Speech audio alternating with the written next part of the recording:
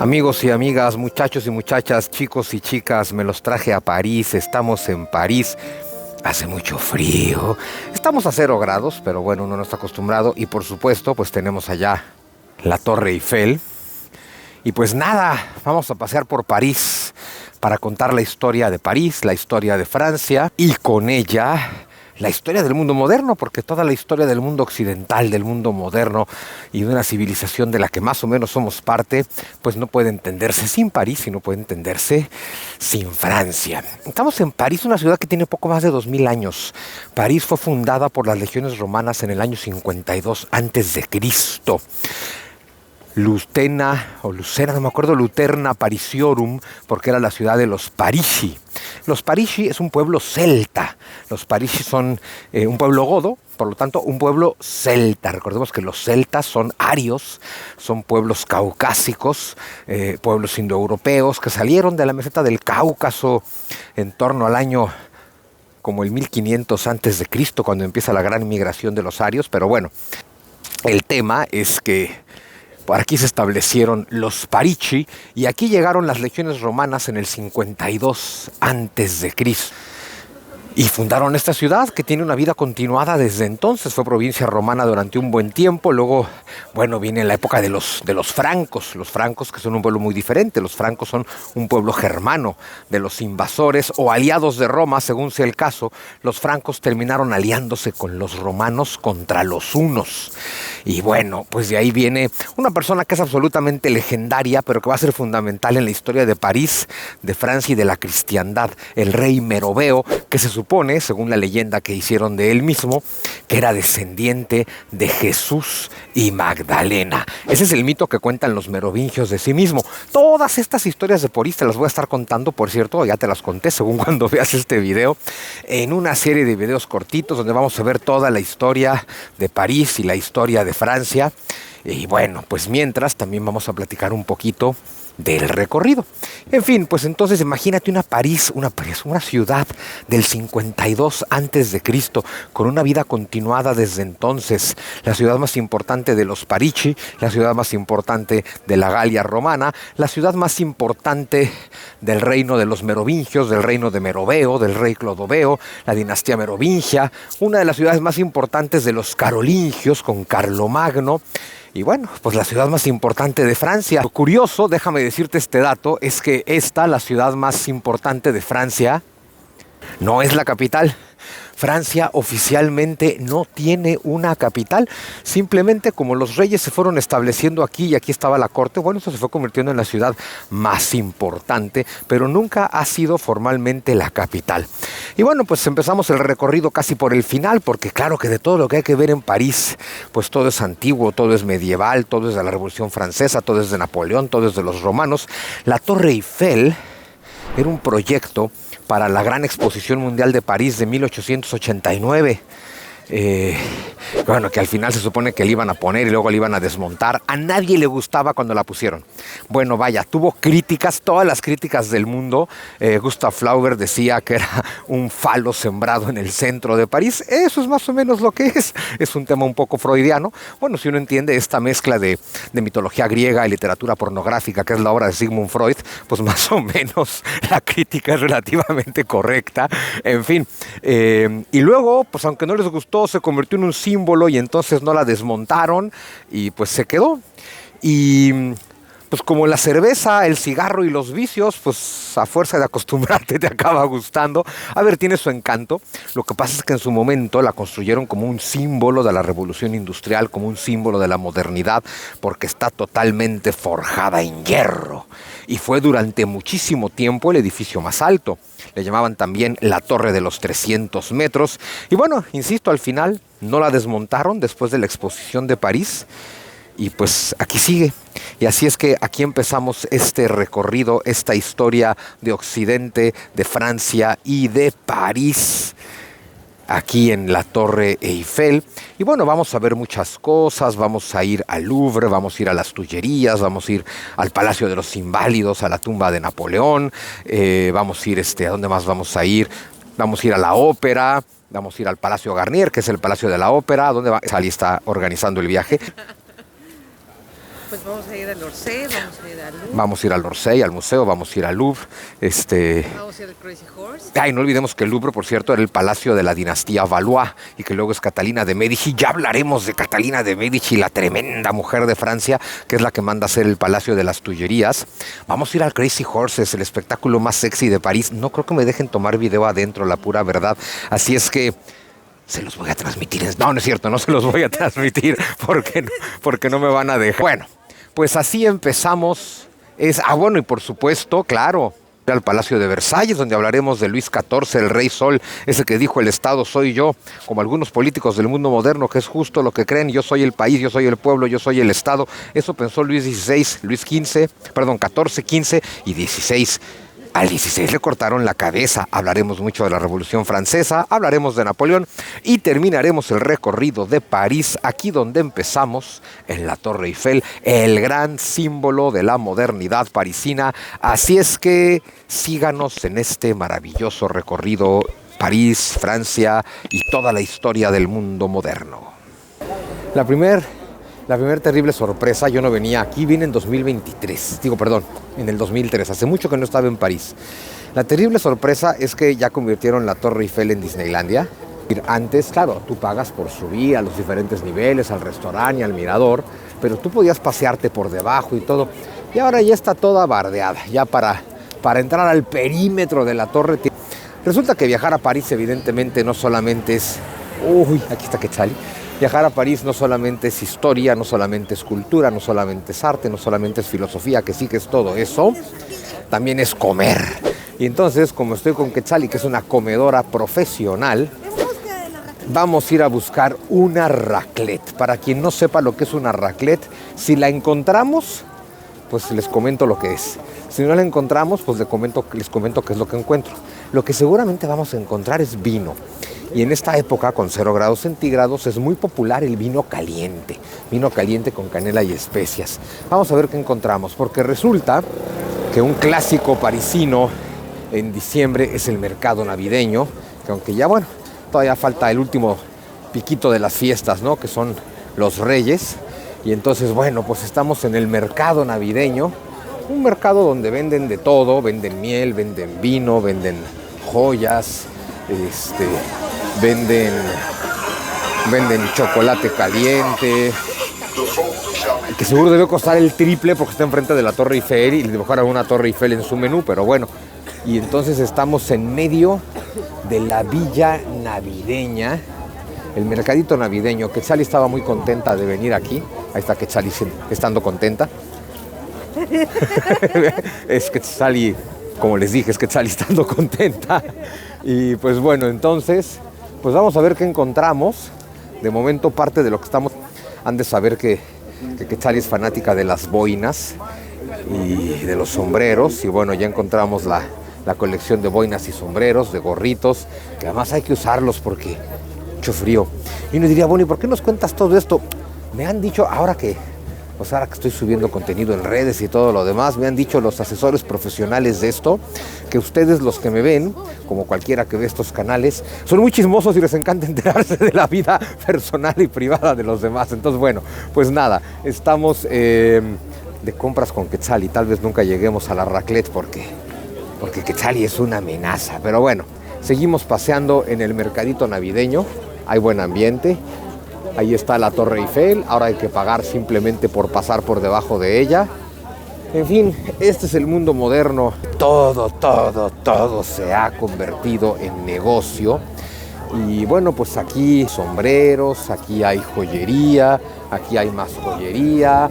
Y aquí hay, claro, estamos en Croissantlandia, ¿no? También le dice Quetzali. Tal vez es momento de un chocolatito caliente, tal vez es momento de pues de alguno de todos estos dulcecitos. Pero estamos buscando una raclette con vino tinto. ¿Cómo nos va con esa búsqueda de la raclette con vino tinto? Hay cosas muy raras. Aquí hay varitas de Harry Potter, no te dejan tocarlas. Supongo que la varita te elige a ti, no lo sé. Pero bueno, ve nada más la cantidad. Que nada más, híjole, ¿por qué estamos cada vez más gordos los occidentales y todo aquello que se reúne con los occidentales? Pues por esto. Y por supuesto tenemos a la policía comprándose una rosquilla. Eso no puede fallar. Seguimos en busca de la raclette prometida y espero mostrárselas. Queridos amigos, encontramos la raclette. Aquí está la raclette. Bueno, esto es un guiso con raclette, que es papa con queso, con jamón. La raclette es este queso que ven aquí, que se está fundiendo ahí. Y bueno, pues se va fundiendo y gratinando la parte de arriba y la van rebanando y la van poniendo en esos quesos. Miren, por acá se está haciendo la magia. Miren nada más. Entonces ahí van, eso. Esa es muy atascada, además de todo trae jamón, lo cual seguramente está delicioso. Se vale, por supuesto. La raclette convencional pues es nada más de queso. Pero bueno, pues entonces efectivamente, además justo nos cayó la lluvia. Tendremos que tomar nuestra raclette aquí debajo de un toldito porque no va a haber de otra. Pero vean nada más que interesante. Allá vamos a ver el proceso completo. Miren, aquí está nuestro pan. Y eso, y aquí acercamos la raclette para que se funda. Y esta que ya está fundida, vean nada más que bonito, nada más que rico. Eso es lo que yo estoy a punto de comerme. Eso es una raclette. Por ahí las encuentras en México, por supuesto. Estamos en París, ¿no? Una raclette en París, pues, ¿qué les puedo yo contar? Y ahora vamos a ver si nos encontramos un vino en algún lado, porque de modo que nos la pasemos a brincos, ¿verdad? Bueno, pues encontramos la raclette prometida.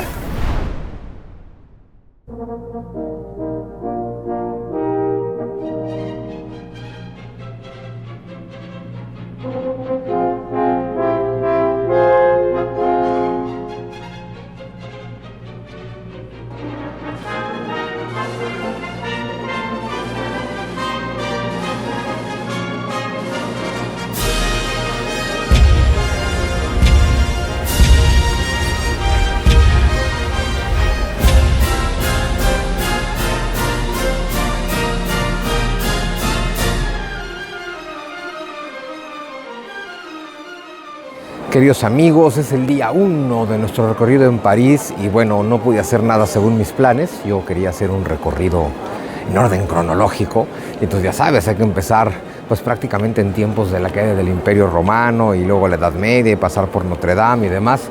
Y empecé al revés porque estamos nada más y nada menos que en la Ópera Garnier. La Ópera Garnier, bueno, pues es el edificio de la ópera donde se desarrollan las aventuras de Arsène Lupin. Y bueno, pues no es otra cosa más que la Ópera de París. Es muy interesante. Este es un edificio construido por Charles Garnier, por eso se llama la Ópera Garnier. Y bueno, vean nada más.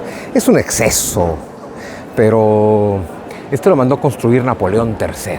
A ver, claro, estamos hablando del gran imperio francés, o por lo menos de las grandes pretensiones imperiales de Napoleón III.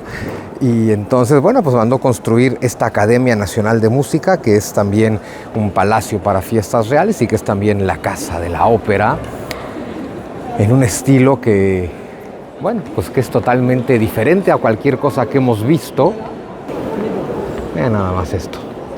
O sea, es un poco barroco, es un poco rococó, es un poco neoclásico, tiene inspiraciones griegas, inspiraciones romanas, y precisamente por todo eso cuenta la leyenda que la emperatriz Eugenia de Montijo, perdón, es que estoy lidiando con franceses y lidiar con franceses es muy difícil, que la emperatriz Eugenia de Montijo le preguntó a Charles Garnier, oiga, ¿y esto es estilo griego, esto es estilo romano, esto es neoclásico, esto qué es? Señor arquitecto, esto no tiene estilo.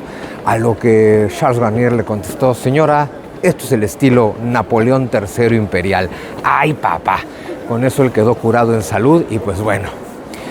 Y pues aquí estamos en la ópera de Garnier, aquí estamos hablando ya de la Francia del siglo XIX. Es decir, empezamos al revés, pero bueno, vamos a ir contando la historia como se nos presente. Y bueno, notarán que no traigo un selfie stick porque, a ver, hoy en día hacer turismo es ridículo. O sea, la cantidad de cosas que uno tiene que traer colgadas por todos lados para hacer turismo hoy en día. Y dije, si además me voy a traer colgados los paraguas aquí atrás porque está nevando y demás, si además uno tiene que colgarse o traer y cargar el selfie stick, me faltaba una mano. Y entonces, pues ya de plano lo dejé así.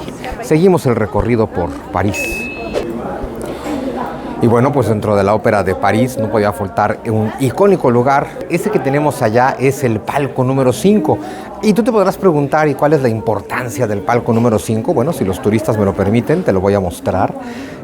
No solamente es que esté junto al palco número 6. El palco número 5, si has leído, lo tienes muy claro. Es el palco donde veía las obras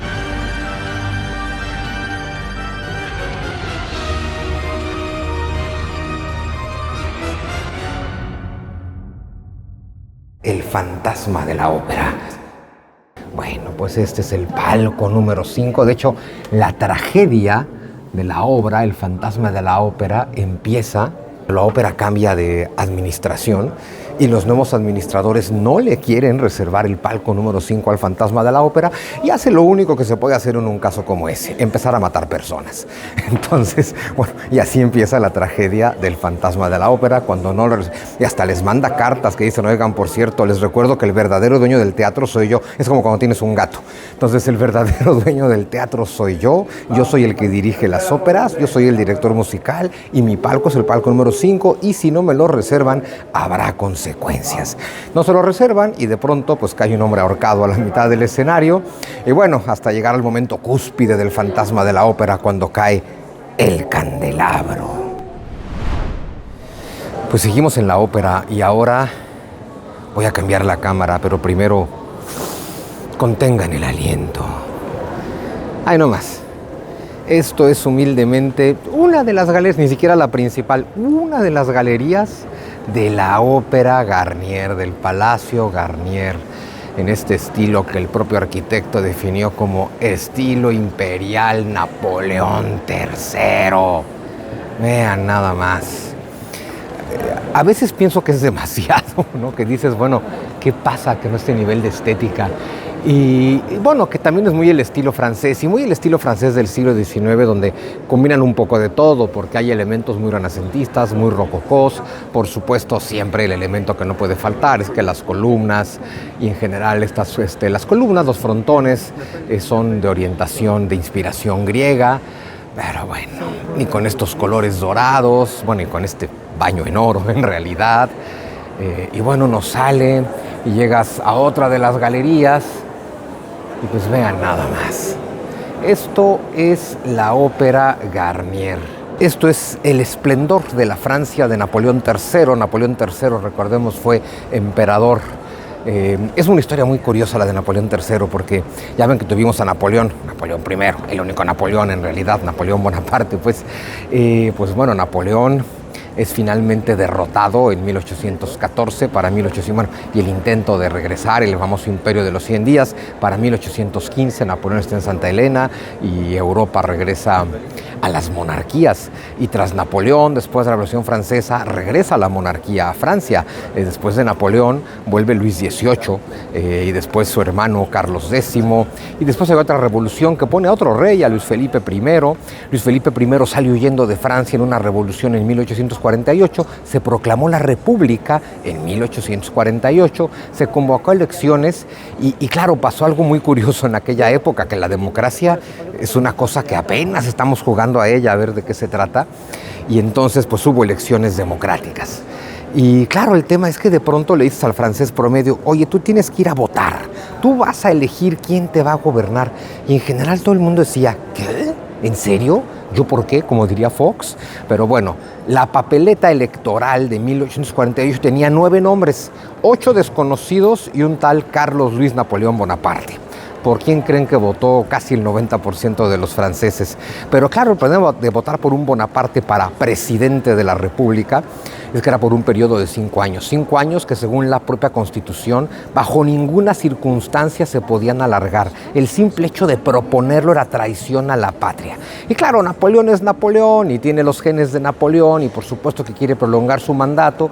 Y fíjense qué bonita interpretación es. Bueno, está prohibido que yo prolongue mi mandato presidencial. Perfecto. Y entonces, ¿por qué no? Se proclamó emperador. Entonces fue el presidente Carlos Luis Napoleón Bonaparte de 1848 a 52 y ahí se proclamó emperador hasta 1870 cuando es derrotado después de ser derrotado en la guerra franco-prusiana en la que nace Alemania ante Otto von Bismarck.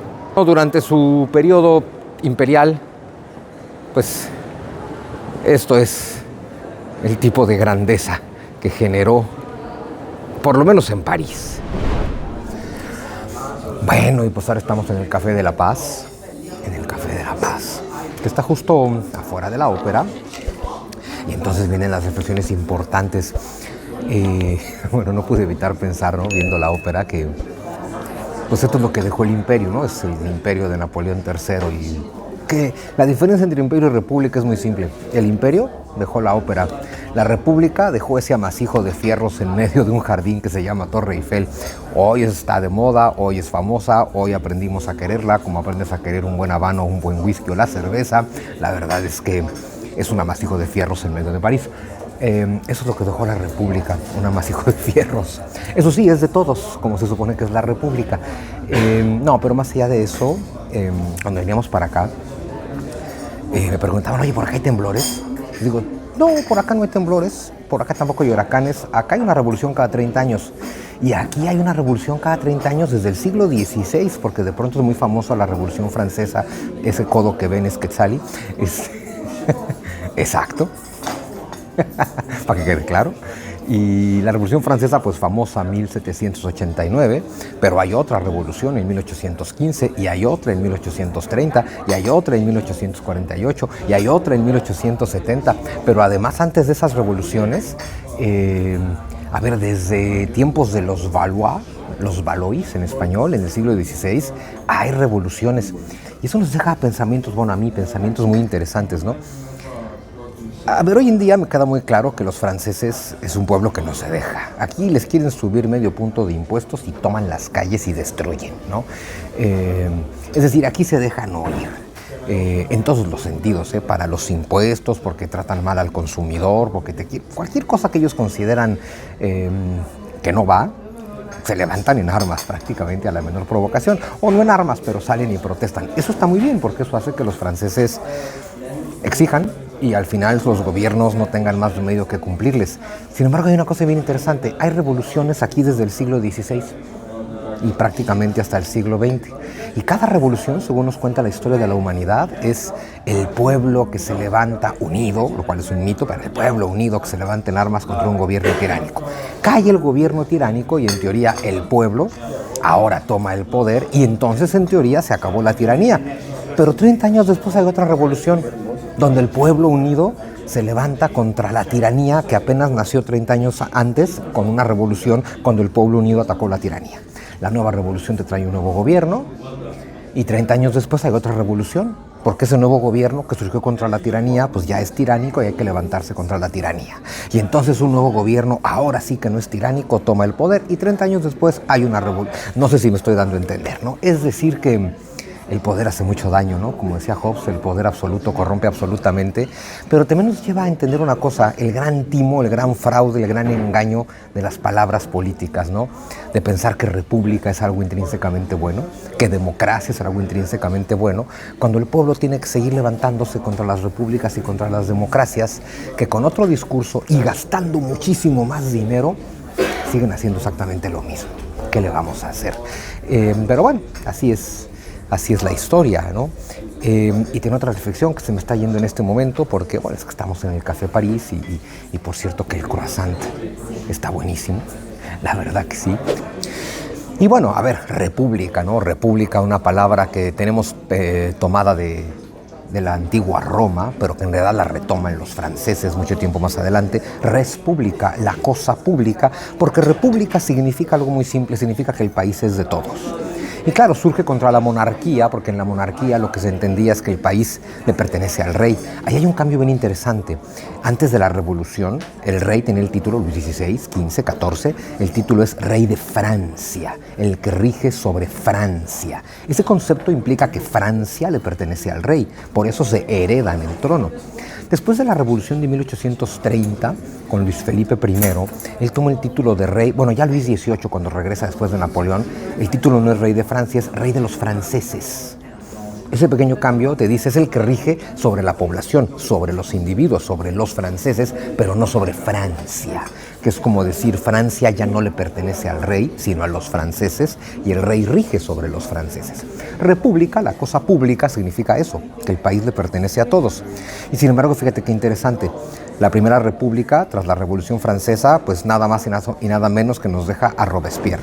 ¿Qué hizo Robespierre en un año? Matar a 40,000 personas por el delito de no estar de acuerdo con él. Y eso que esto es la cosa pública, ¿no? En fin. ¿Qué hizo Napoleón? Bueno, pues matar a 3 millones de personas. Ese sí, de Francia y de toda Europa. Pero también había que estar de acuerdo con Napoleón, eso también hay que decirlo. Y luego, bueno, en 1848, cuando cae Luis Felipe I, se convoca otra vez a la República, que es cuando gana Napoleón III. Pero primero, como la República es de todos, pues surge el movimiento de la Comuna de París y a matarlos a todos, ¿no? Y las barricadas y todo lo demás. 1870 cae Napoleón III, Adolf Thiers vuelve a proclamar la República, se vuelve a establecer el tema de, los comuneros y los que quieren un gobierno, sí de todos, pero ya bajo un esquema comunista, porque ya tenemos el manifiesto comunista desde 1848. Y la República reprime con sangre y fuego a los que piden igualdad, ¿no? Más igualdad de la que la República ofrece, lo cual te deja claro que la República nunca es de todos y nos deja claro el talante de todos los revolucionarios, que al final, si ves la historia de todas las revoluciones, siempre es un grupo revolucionario toma el poder, pretenden representar al pueblo, nunca lo hacen, solo es una pretensión, y ya en el poder todos los revolucionarios, desde Robespierre hasta Nicolás Maduro, pasando por todos los engendros del medio, hay que matar a todo el que no está de acuerdo con la revolución. Mientras persista la idea de que hay que matar a todo aquel que no está de acuerdo con la revolución, esto nunca será una república. Y en ese sentido, la república difiere muy poco del imperio. Si nos vamos a Francia es bien interesante, porque el imperio francés de Napoleón III, claro, es un imperio, como todo buen imperio, intervencionista. Napoleón III es el que llega a Vietnam, bueno, lo que hoy es Vietnam, Camboya, Laos, y lo conquista bajo el esquema del imperio francés. Entonces se toma la Indochina, se toman partes de África.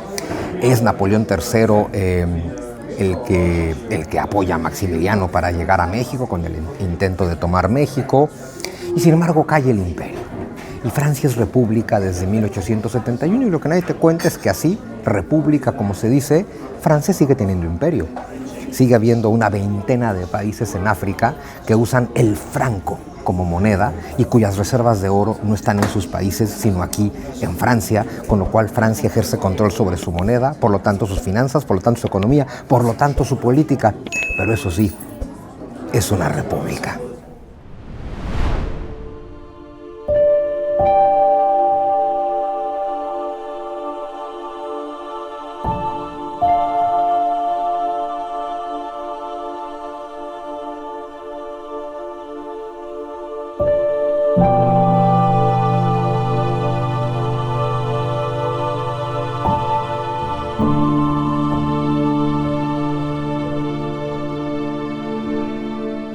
Y bueno, pues no estaba en mi ruta, de hecho ni siquiera estaba en mi radar. Les digo que hace 20 años que no vengo a París, pero bueno, esto es lo que se imaginaron los griegos cuando hicieron el Partenón.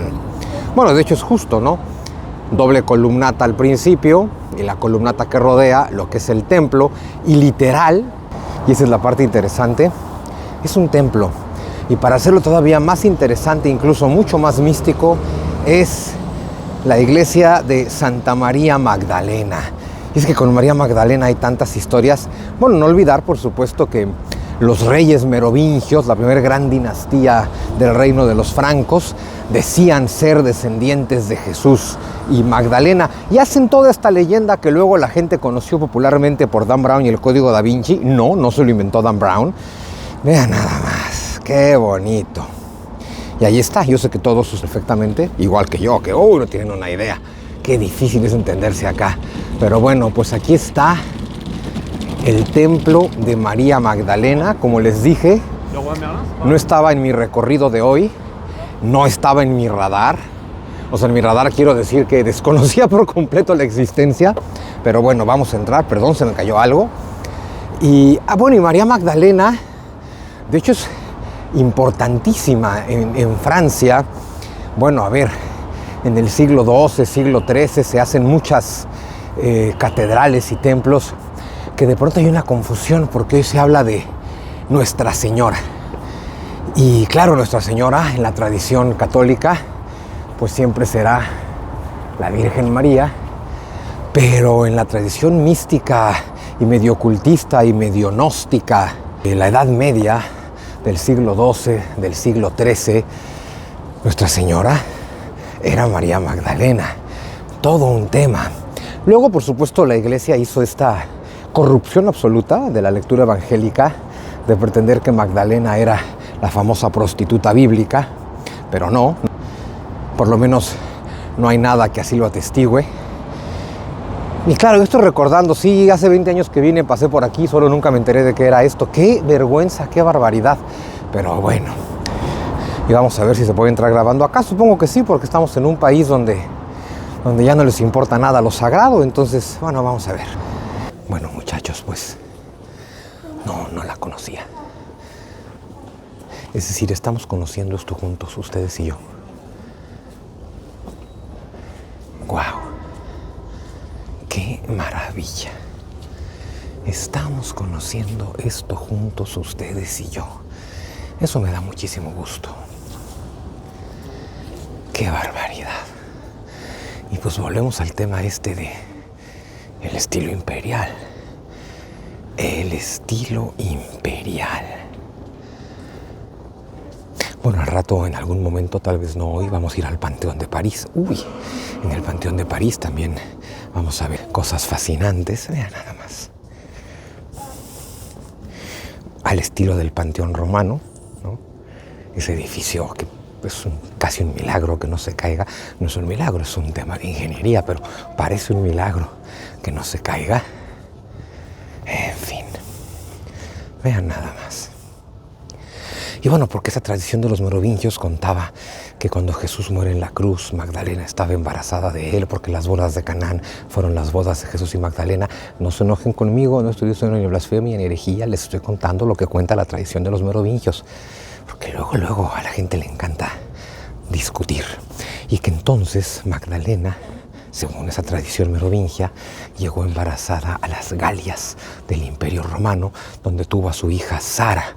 Y su hija Sara, bueno, hay una cadena de descendencia que llega hasta Meroveo, también un personaje mitológico, místico, que se supone que habría luchado contra Atila y demás, y es el creador del reino de los francos. Pero bueno, y de ahí viene el nombre de la dinastía, los merovingios. Vean nada más qué bonito altar.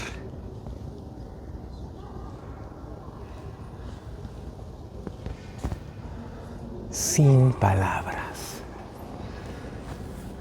Y bueno, pues, y el órgano monumental ahí al fondo. Es una pasada.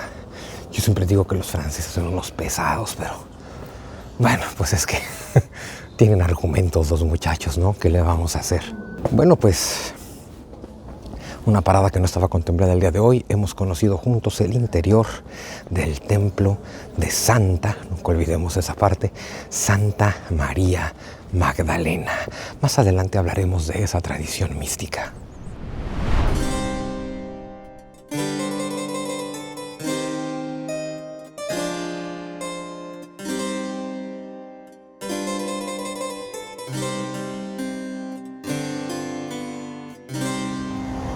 Pues seguimos reportando nuestro camino a París y aquí estamos en la Plaza de la Concordia. Ya ven que pues, los franceses y los ingleses se robaron todo lo que pudieron de Egipto. Vamos a ir en unos días a Egipto a ver si encontramos el hueco donde estaba esto. Bueno, además no sé por qué a los europeos les encantaron los obeliscos. Por cierto que son como las 3 de la tarde, pero aquí en el invierno los días duran poco. Pero vean qué bonita puesta. Pues nada, esto es la Plaza de la Concordia, donde le cortaron la cabeza a Luis XVI, donde le cortaron la cabeza a María Antonieta, donde después le cortaron la cabeza al cortador de cabezas, que es Maximilien Robespierre. Y bueno, por eso a esto que se llamaba la Plaza de Luis XV, luego le pusieron la Plaza de la Revolución y finalmente, tras la época del terror de Robespierre, le pusieron la Plaza de la Concordia, pues con la idea de volver al orden después de la Revolución. Y bueno, pues estamos aquí en el corazón de París. Allá al fondo está la Torre Eiffel y allá al fondo está lo que era el juego de pelota. El juego de pelota es como un jayalay, haz de cuenta, como el frontón México, pero francés, ¿no? Pero es interesante porque cuando empieza la Revolución Francesa, esto no se trataba de cortarle la cabeza al rey, ni siquiera de acabar con la monarquía, sino de hacer una monarquía constitucional. Sin embargo, hubo muchos desacuerdos entre los diputados. Se formó una asamblea de 1.200 diputados, 600 del pueblo, 600 de la aristocracia y 600 del clero. El tema es que no eran 1.200 votos, eran 3. Se votaba por estamento, con lo cual pues el clero y la aristocracia siempre le iban a ganar al pueblo, y entonces los 600 diputados del pueblo se rebelaron y entonces el rey mandó cerrar el salón de sesiones de la asamblea, y es por eso que esos diputados se fueron a meter al juego de pelota que usaron como salón de sesiones, y es ahí donde prometen no dispersarse, no separarse hasta darle a Francia una constitución. Luego el rey juró la constitución, luego el rey violó la constitución y luego al rey le cortaron la cabeza aquí, donde la guillotina estuvo, no me acuerdo exactamente de la fecha, pero estuvo hasta el siglo XX. El último guillotinado francés fue en la década de los 70 del siglo XX. La guillotina, que por cierto parece una cosa muy cruel, pero resulta que la hicieron como un método humanitario, porque la verdad es que con la guillotina, a ver, antes te cortaban la cabeza con un hachazo, en realidad no con 1, con 4 o con 5, porque en general el verdugo no lo hacía bien. La guillotina te mataba en una fracción de segundo que prácticamente ni te enterabas, prácticamente, porque hay quien dice que cuando te guillotinaban, lo último que veías era tu cuerpo allá a lo lejos, mientras tu cabeza terminaba de rodar, por el tema de que tienes un segundo más de sangre en el cerebro. ¡Ay, mi cuerpo! Y en eso te mueres. Eso es más o menos la guillotina.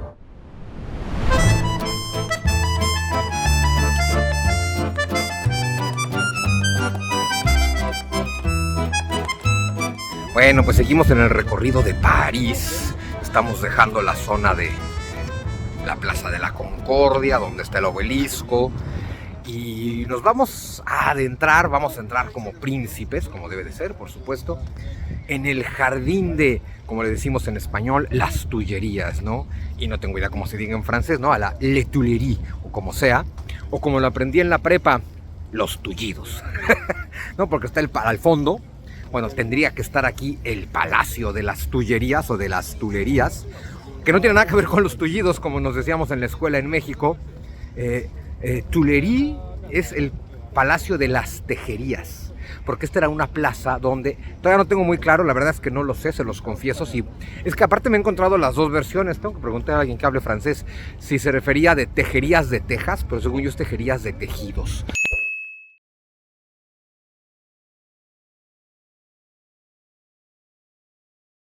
Pero bueno, el tema es que en ese jardín, ese al que estamos a punto de entrar, en esta plaza de las Tuileries, pues la reina madre Catalina de Medici, en algún momento te les voy a tener que hablar de Catalina de Medici.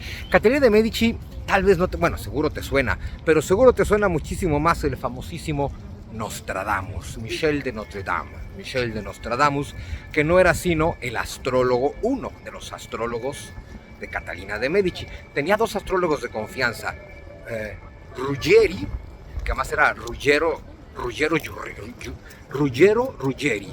y Michel de Notre Dame, que eran sus astrólogos. Todo lo que hacía lo consultaba con los astrólogos. Yo tengo un método similar. Tomo una moneda, la aviento al aire y ya está. No, todo lo consultaba con los astrólogos, que además eran, Ruggeri era además su perfumista, que le hacía perfumes y venenos, porque Catalina de Medici pasó a la historia por ser una gran envenenadora. Y bueno, pues entonces vamos a dirigirnos al Jardín de las Tullerías, o de la Tuileries, que hoy es jardín. Aquí estaba un palacio, pero como les he dicho antes, ya saben cómo son los franceses, que son un poco radicales. El Palacio de las Tullerías lo mandó a hacer Catalina de Medici. Estamos hablando del siglo XVI, la última de la dinastía de los Valois. Y las Tullerías funcionó como palacio, pues todavía, bueno, en la Revolución Francesa lo usó como palacio Luis XVI. Y sin embargo, después de la Revolución y con la abolición de la monarquía, los franceses dijeron: ¿qué hacemos con el palacio? Es una obra de arte monumental, está lleno de todos los estilos arquitectónicos, tiene frescos, tiene pinturas, tiene arte. ¿Qué hacemos? Vamos a demolerlo. Y entonces, solo porque se acabó con la monarquía, demolieron todo un palacio. Ese palacio, el Palacio de las Tullerías, que fue demolido por los gobiernos revolucionarios, pues abarcaba todo esto. Todo esto. En fin, ahora es un jardín. Vamos a atravesar ese jardín, porque al final del jardín de Les Tuileries, o como sea que se diga, está hoy, lo conocemos como el Museo del Louvre. El Museo del Louvre, que era por supuesto el Palacio Real. Y justo es un palacio real que viene del siglo XIII. Es un palacio medieval que por supuesto esos palacios les demolían y los volvían a construir, les agregaban y les quitaban. Y se convirtió en el palacio fundamental de la dinastía de los Valois. La he mencionado mucho, ya les hablaré más de la dinastía de los Valois, que yo le llamo la dinastía maldita. Por ahí hay uno de mis videos cortos hablando de la dinastía maldita. Ya les contaré esa historia, pero bueno, esta dinastía maldita que tuvo muchos reyes y prácticamente todos puestos y quitados por su propia madre, Catalina de Medici. Pero bueno, el Palacio del Louvre es entonces el palacio donde vive Carlos IX, que es el hijo de Catalina de Medici, y luego su hermano, también rey, Enrique III. Y Enrique III fue el último de los Valois, no tuvo descendientes, y a su muerte hubo una revolución, porque así son los franceses, en la que finalmente tomó el trono Enrique de Navarra, Enrique de Borbón, conocido como Enrique IV de Francia. 1589 es el momento en que los Borbón toman el poder en Francia. Y bueno, pues caminando por este jardín de las Tullerías, como le vamos a seguir diciendo en mal español, vamos a llegar al Museo del Louvre, que en su momento fue el Palacio Real.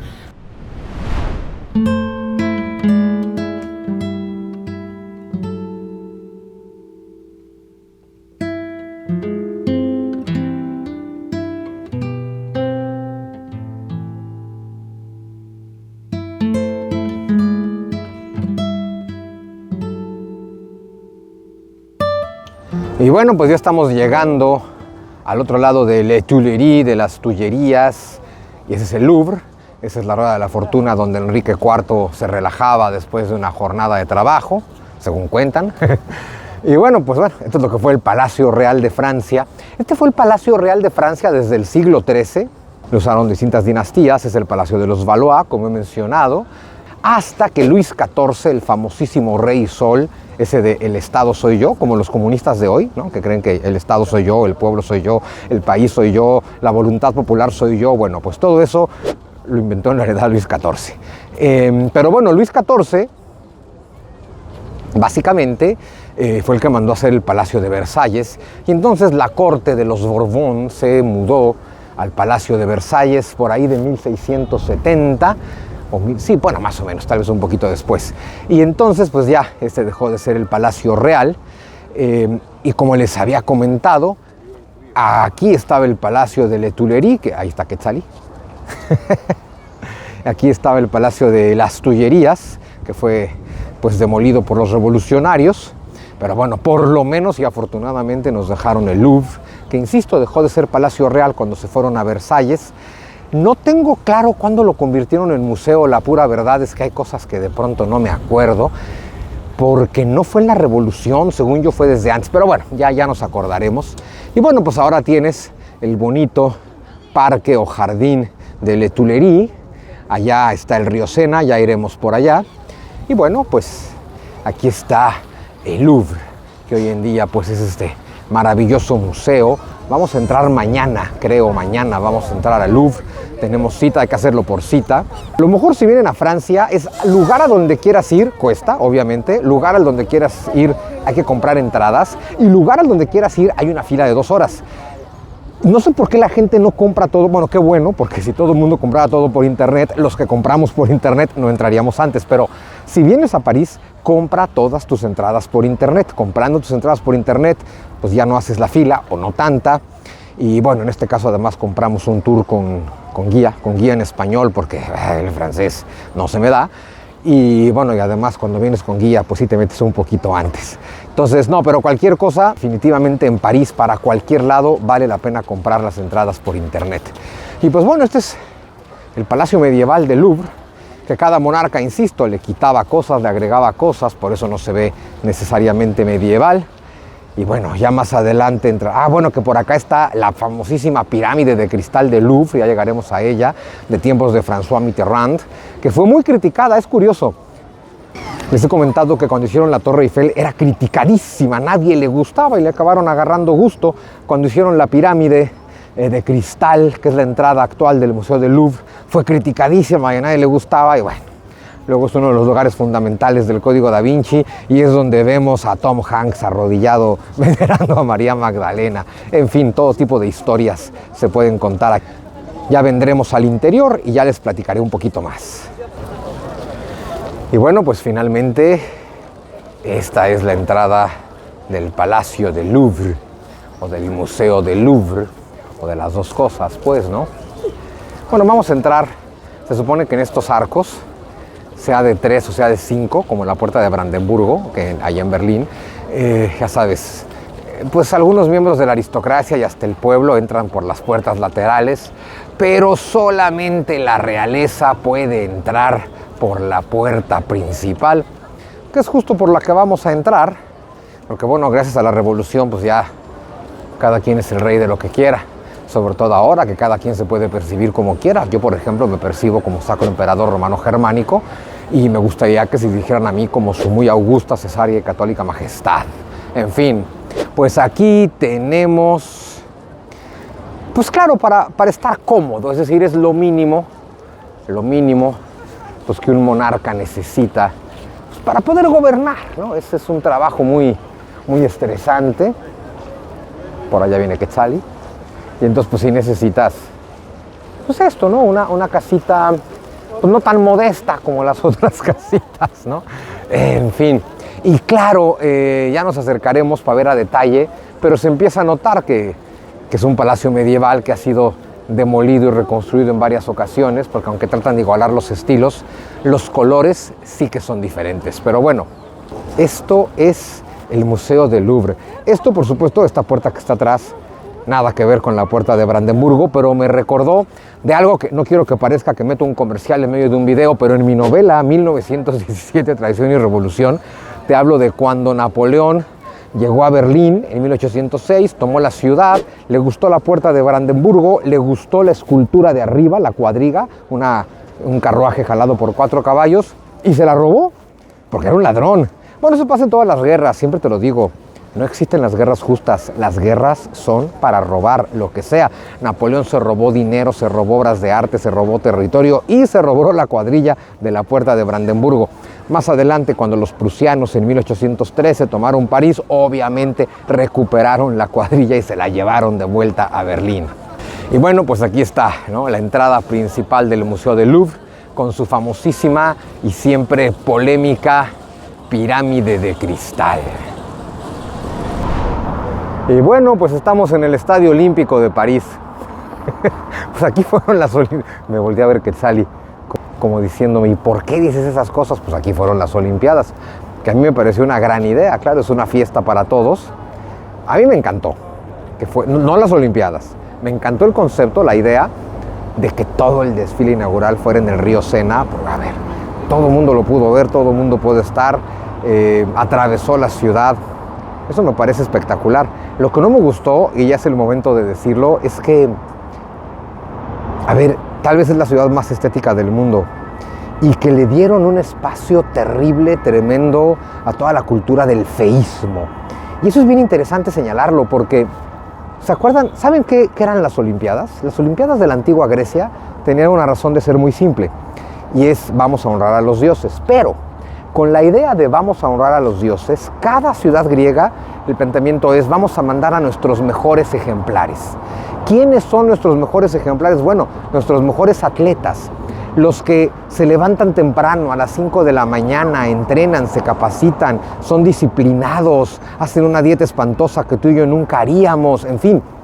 Y eso es lo que le mandas a los dioses. Y el resto de la población de esa antigua Grecia, ¿no? Tú y yo, que no hacemos esas cosas que hacen los atletas, íbamos a ver los Juegos Olímpicos para venerar a los atletas y a través de ellos a los dioses, ¿no? Es decir, es como plantear, yo no puedo ser así, no puedo ser un guerrero como este, pero vengo a aplaudir que él sí lo sea. Ya las Olimpiadas del mundo moderno, 1896, Atenas, Pierre de Coubertin, ya no era de honrar a los dioses, era honrar a la nación. Pero el concepto era el mismo. ¿Cómo honramos a la nación? Bueno, pues cada nación manda a sus mejores ejemplares, a sus mejores atletas, a los más perfectos, a los más estéticos. Ojo, no nacieron así. No son privilegiados, no nacieron estéticos, no nacieron perfectos, nacieron como tú y como yo, pero dedicaron su vida a la disciplina, al entrenamiento, a la dieta rigurosa, al trabajo fuerte para convertirse en esos grandes atletas que van a representar a la nación. Y como tú y yo somos gente común y corriente que no se levanta tan temprano, nosotros vamos a aplaudirle a esos atletas que sean así, que se hayan hecho tan perfectos. ¿A qué voy con todo esto? Las Olimpiadas es el momento donde honras la belleza, los valores platónicos, bien, belleza y verdad, porque todos los seres humanos aspiramos al bien, a la belleza y a la verdad. Y bueno, decía Platón y luego toda la tradición platónica y medieval, la belleza, el bien y la verdad son finalmente un reflejo de lo divino. El tema es que los seres humanos aspiramos a la belleza y eso es lo que honrábamos en las Olimpiadas.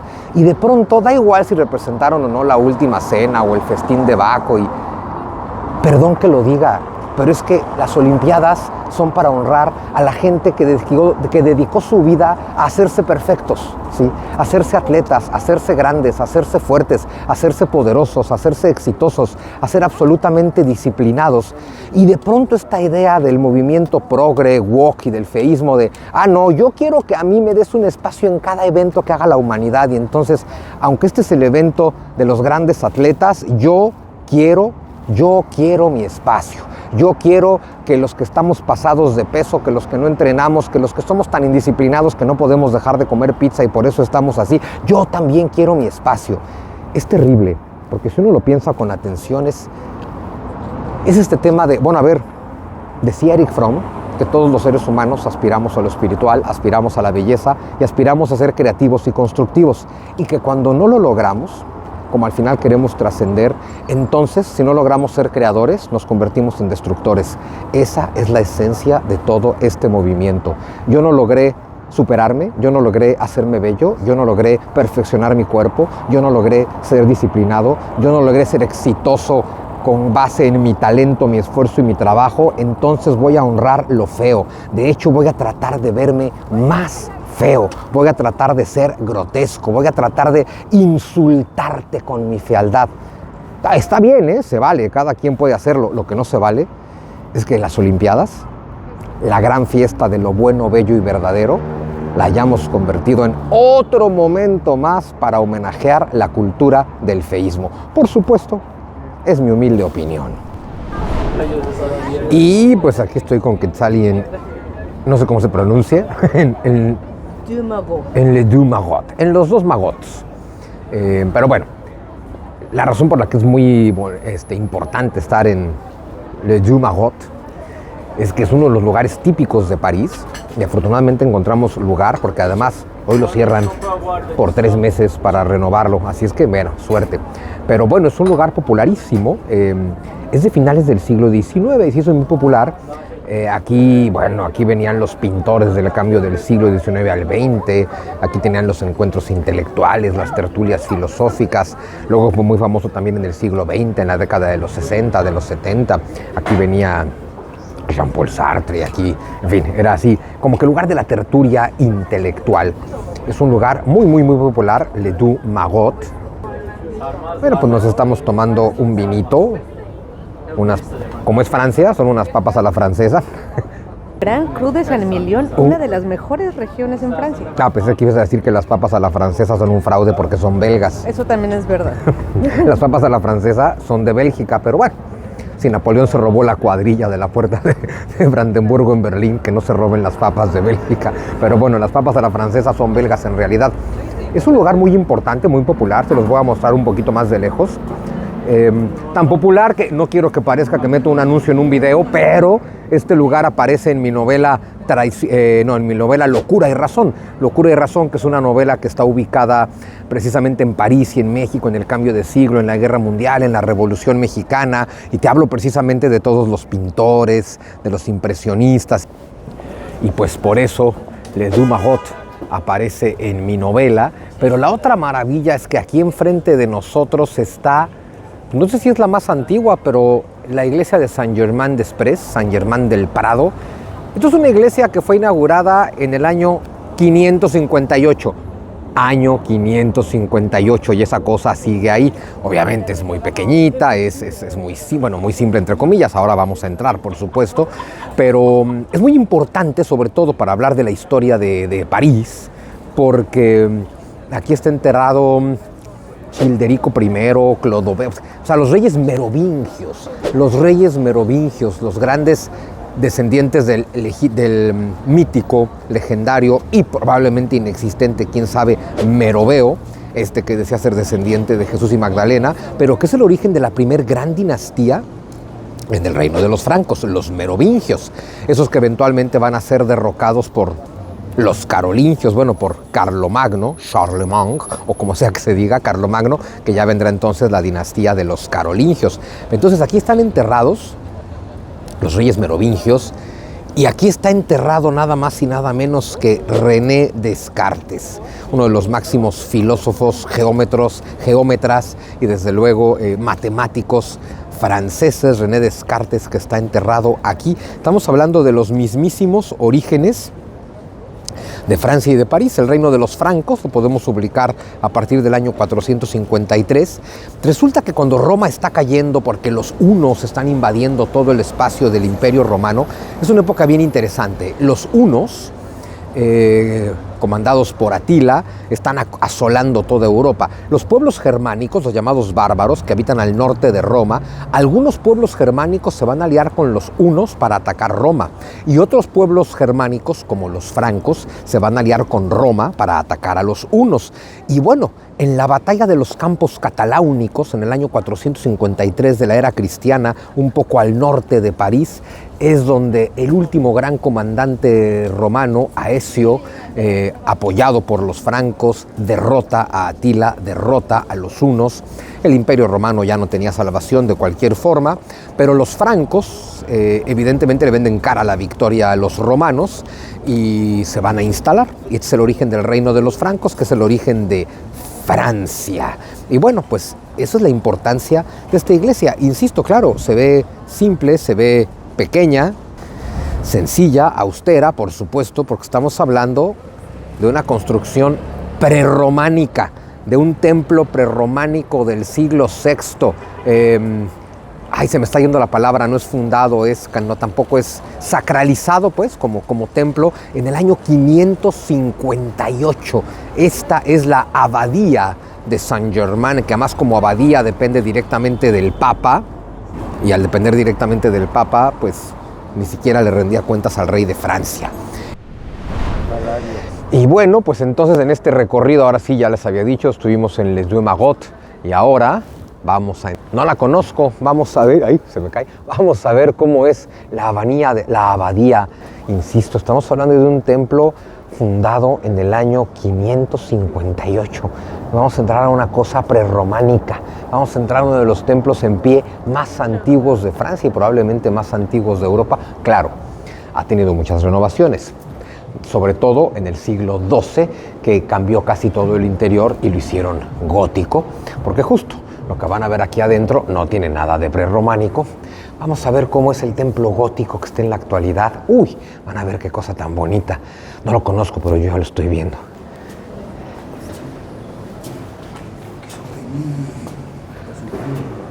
Y bueno, claro, es un templo en activo, hay que estar en silencio, pero vean qué bonito. Vean nada más, qué bonito. Esto ya es gótico, gótico en toda su gloria. Esto ya son renovaciones del año 1164. Ya tenemos las techumbres de nervadura góticas, ya tenemos los arcos apuntados. Y claro, es Francia, entonces ese azul que es tan francés. Y vean nada más todos estos frescos, por supuesto, el ábside donde está el altar, también absolutamente gótico. Esto, insisto, son renovaciones del siglo XII, pero estamos adentro de un templo cuya nave es del siglo VI. En la Revolución Francesa, radicales como eran los revolucionarios, obviamente desacralizaron todos los templos. No era el tema de ser laicos, era el tema de desacralizar e incluso humillar. Lo convirtieron en una fábrica de salitre. Me voy a callar, es un templo en activo y está empezando la misa. Y están cantando en español.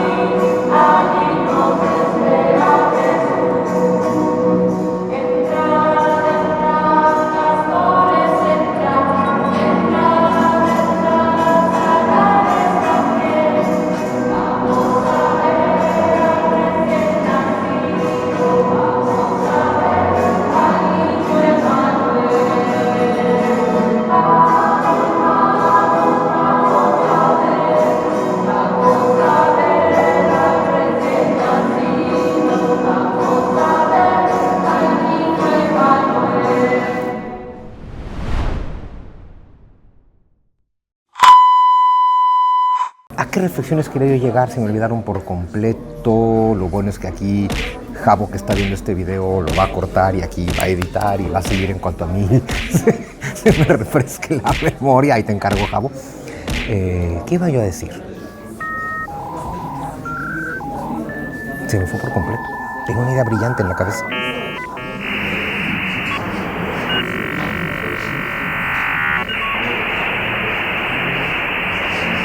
Ah, sí.